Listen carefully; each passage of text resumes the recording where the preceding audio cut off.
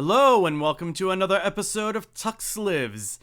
I meant to put up a Mythologos episode this week, but I miscalculated. What I attempted to do requires a lot more work and will not be seen, I believe, until the new year. And that will probably be between 3 and 5 episodes, and it will most likely be a scripted and edited video. So my bad. But instead, I'm just going to do a short episode of Mythologos and talk a little bit about how we got here. Because this year, so many people are being red-pilled, as I was red-pilled earlier this year. Realizing the degree to which we are prisoners on the digital gulag and how we cannot escape no matter how hard we try. And usually this perspective is given by people who are in tech. They are programmers or they are, administrators or they design hardware, whatever. You never hear it from the average person's point of view. So what I'm going to give is what I believe is the average person's point of view of what happened. How'd they get us so easily?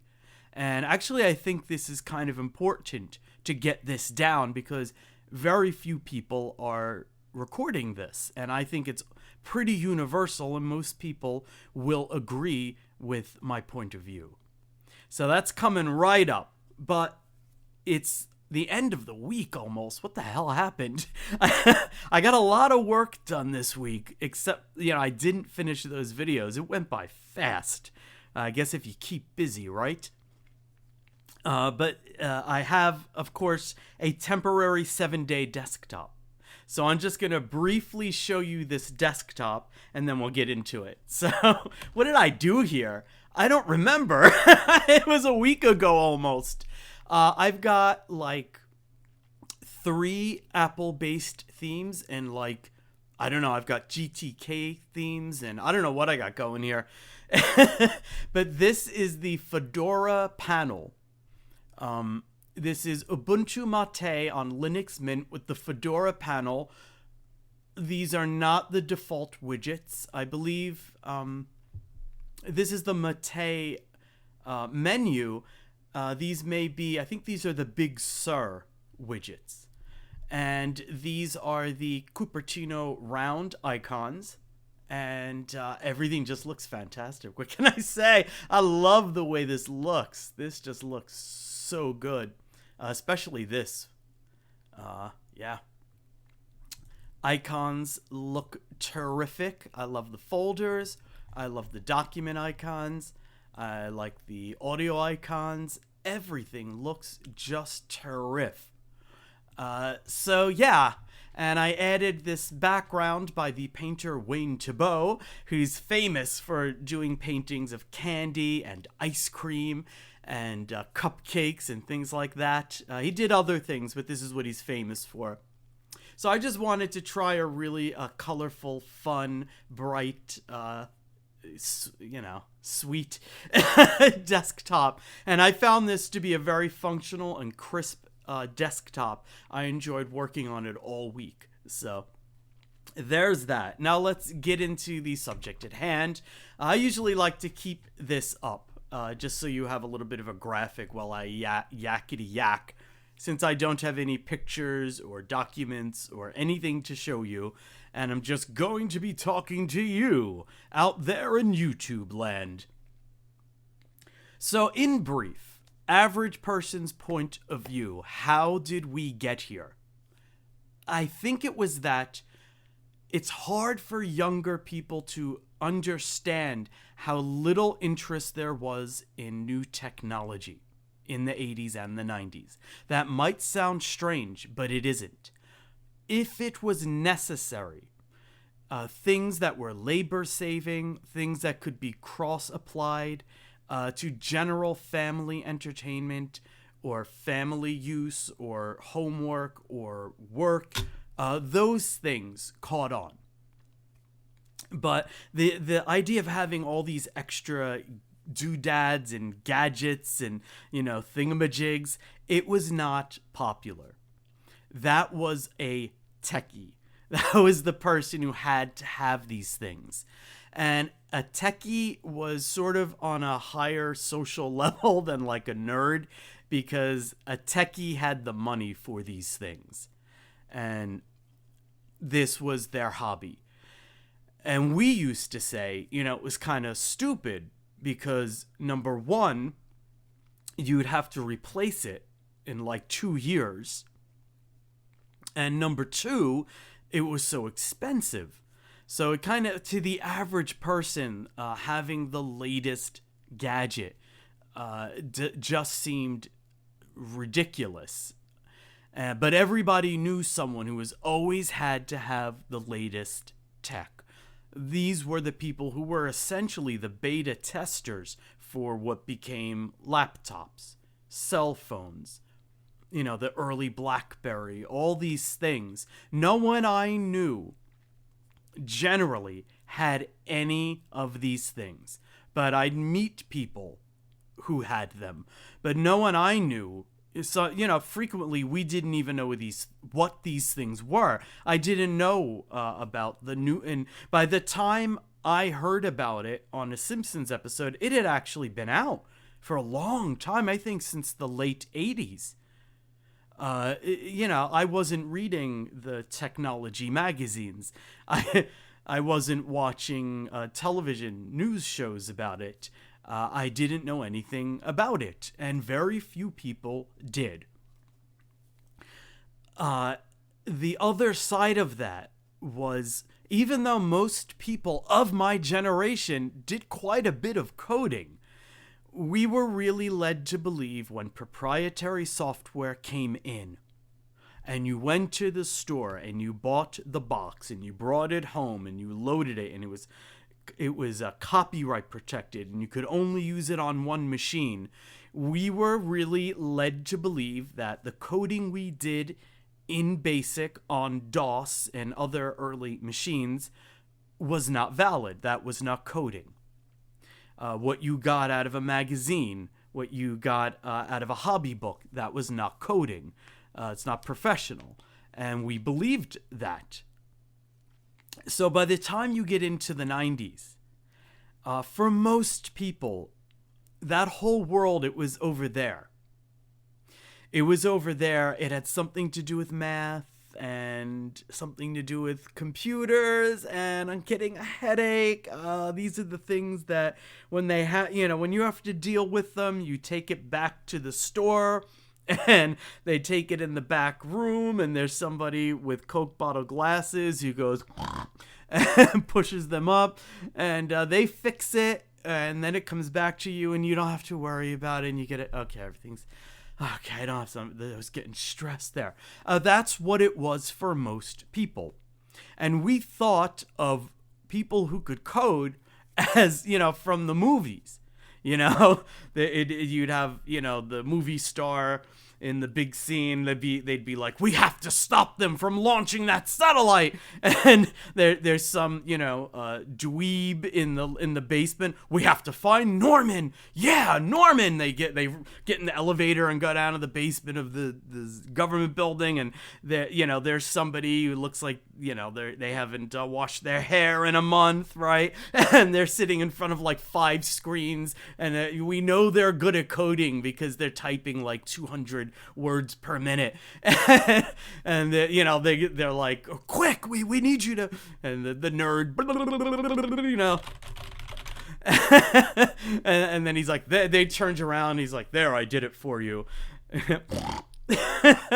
And I don't know, we really thought it was like that. That you had to be like that. Those were the people who wrote the software. And it's funny because if you look back, most of the big 90s software was based on 80s software. It was just expanded and rewritten, made available in other formats. And a lot of that was taken from free software and people who never got paid. But anyway, this basically led to a general malaise. And as these devices became more affordable and they lasted a little bit longer and they had more functionality, and now you look around and you were the only one who didn't have it. I was the last person I know to get a smartphone, and now I wish I hadn't. I want to get rid of it or get replace the SIM card. Pardon me. But now you were the person who didn't have the doodad. This really started to change with the iPod, as far as I'm concerned. It was the iPod, and then it was the pardon me, the increased firepower and the lighter weight, smaller size, more attractiveness, and lower price of laptops. And of course, the iPhone really changed everything. It changed culture and society for ill. It did not do history any favors. But for the average person, it just snuck up on you. And I only this year learned how under the Reagan administration, there was great regulation. It was regulation that forced healthy and good competition and made it possible for the little guy to compete with the big guy. And over time, Bill Gates, Steve Jobs, other assholes, proprietary assholes, they bought their way into our government. They traded, for they basically traded taking laws off the books in exchange for cooperation in illegal activity like spying on citizens of the United States. And it really bothers me that this has not been repealed. It should never have been activated, the Patriot Act. But over time, they managed to erode all of the good regulation and legislation, and none of us paid attention. And gradually, everyone became a quote-unquote techie because everyone has to have the latest whatever. I never became that person. That is not what interests me in technology. I had virtually no interest in technology before I experienced the joy of Unix. But for most people, it's simply a matter of course. You've got to have these things. But these things are spying on you. And I started this year where I meant by the end of the year to be like 80% off the grid. Forget it. I think if I go flat out and put everything into this for the next 3 years, I can partially erase part of my digital doppelganger. That's it.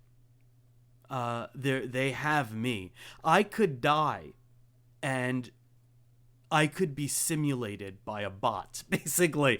You could simulate anyone.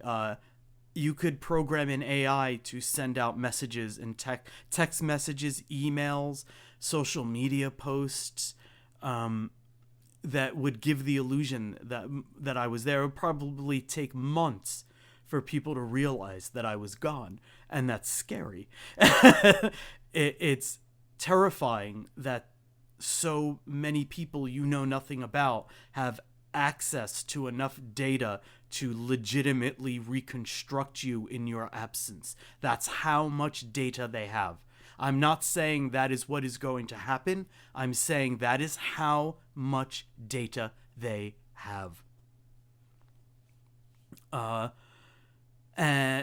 Forget it. There's no way. I was thinking in this episode, I'm gonna I need an example of how far you'd have to go to get away from it. You can't.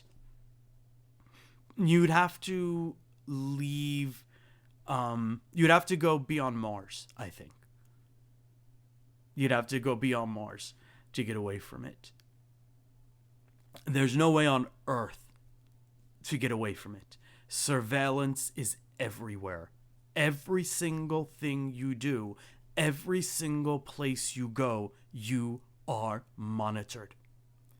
And this is something we have to start pressuring the government to do something about. And this is the problem. They're the problem.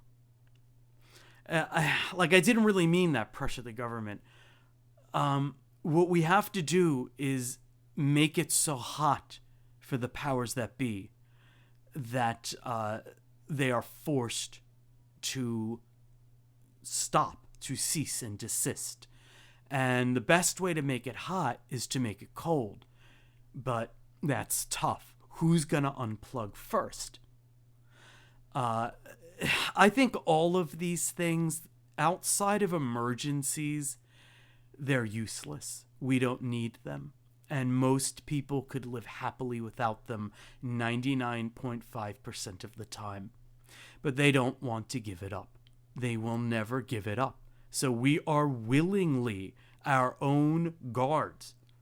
We are imprisoning ourselves, and we are the guards. I don't know how to get out of this. I don't see any way out of it except for a mass defection, using alternative platforms, alternative sources to get our hardware, alternative software and operating systems. It's the only way to do it. But obviously this is a pipe dream. And the more power we let them keep, the more power they exercise over us. And the media is nothing but lies at this point. Nothing but lies. And they are colluding against people we elected. You may or may not like certain elected people, but, I try not to be too partisan, because once in a while, someone does something that I like, even though I have no politics. I don't know how far I could take that. It's more like I fucking despise everyone in Washington, but every once in a blue moon, they decide not to act like reptoids from the David Icke mythos. But you know what I mean. By hook or by crook, certain votes did get them there, and we should be able to continue to get what we want or need out of our elected officials without the interference of a third party who is censoring us and disseminating propaganda. This is ridiculous. So yeah, I don't know what the solution is. What do you think the solution is? All I know is that we are prisoners inside the digital gulag. And no matter how hard you try, you can never get free. And ultimately, the only way to win this is to put them out of business. But are we too dependent? Are we so addicted to convenience and entertainment that we simply cannot free ourselves? So that is the question. Leave a comment. Let me know what you think.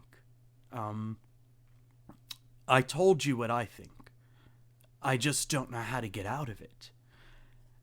So that's that. And, these things lead us back to why I started the channel, is I believe every individual has to free themselves. There's really no other way. And when enough individuals have freed themselves, then we will have a less engineered or architected society. And freeing yourself means going on the deep, dark journey into the realms of the unconscious and confronting your true self. And that's the whole point of most of my writing, especially Omniad, and that's the point of this channel. So this got pretty heavy. It was meant to be a little 10-minute light one, but it's a 20-minute hard one. So heavy one. So I'm going to cut that off, and I'll be back soon with some kind of content. As far as Mythologos, I think I'm going to be shifting over, hopefully, to cover some Shakespeare, and soon, and through, hopefully, straight up to Christmas. I'd like to end on a really high note with a very special episode about Shakespeare.